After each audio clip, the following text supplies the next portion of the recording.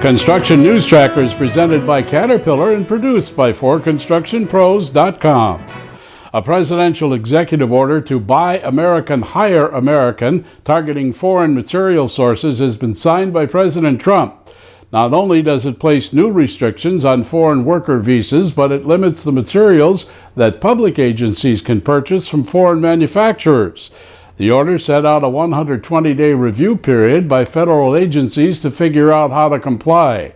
The construction industry is reportedly highly concerned, namely AGC, over the ramifications of the order, as it could affect not only member companies, but eventually undermine sourcing policies and add huge costs to bottom lines under the Buy American edict.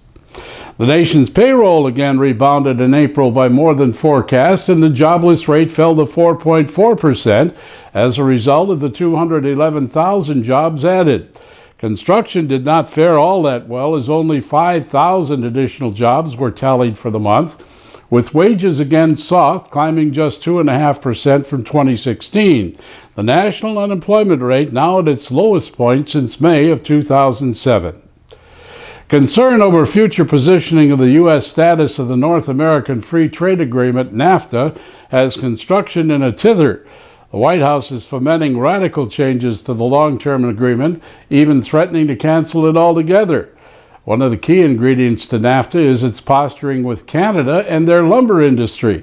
A threat to increase tariffs, reducing imports, could inflate the cost of a single-family home by $3,000, according to the National Home Builders Association, as the U.S. absorbs 69% of Canadian lumber exports.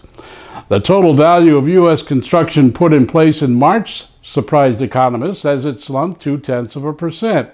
The essentially flat March result nevertheless leaves construction spending at record highs for the second straight month. U.S. construction spending is 4.9% for the first 3 months of this year, compared with the first 3 months of 2016. Structures, business investment, and residential construction were bright spots through the first quarter. Public construction spending declined 0.9% in March, and slipping private non-residential outlays were offset by a 1.2% gain in private residential spending. Since its overhaul in 2016 of average fine costs for serious workplace safety violations, OSHA has significantly increased their costs. Using the Consumer Price Index as a guide, OSHA upped its fines in January to the point where a repeat extremely serious violation has reached $126,746, while the serious citation has gone from $5,087 to $12,675.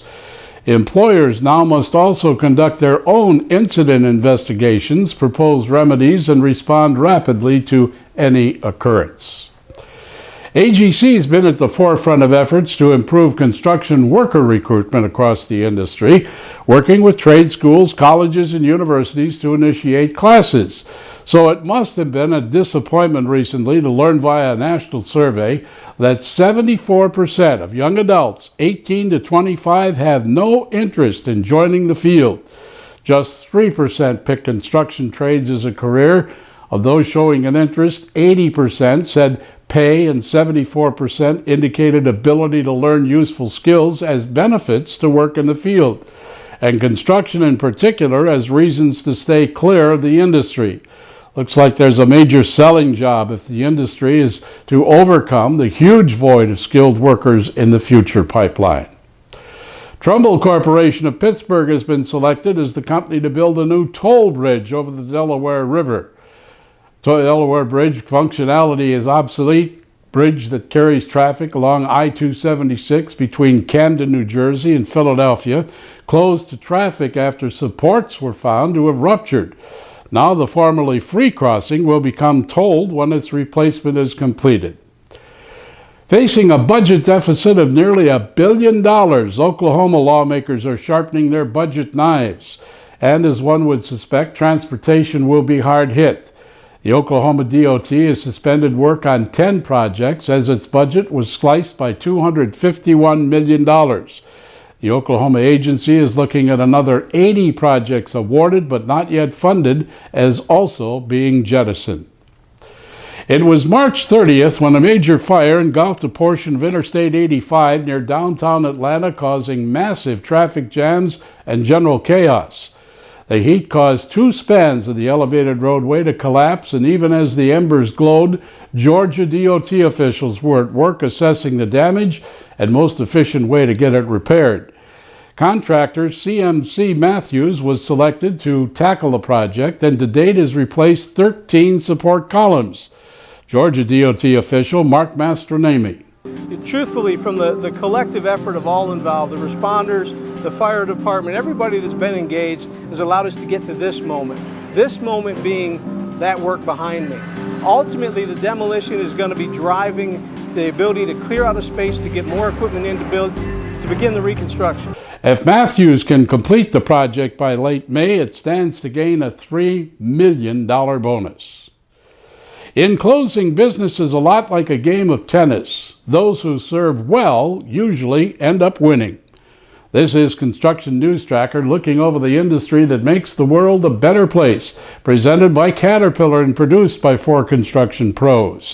Follow us on social media at Twitter using hashtag Construction News, YouTube at 4 Construction Pros, and on Facebook at /4 Construction Pros, as the streaming web never ends.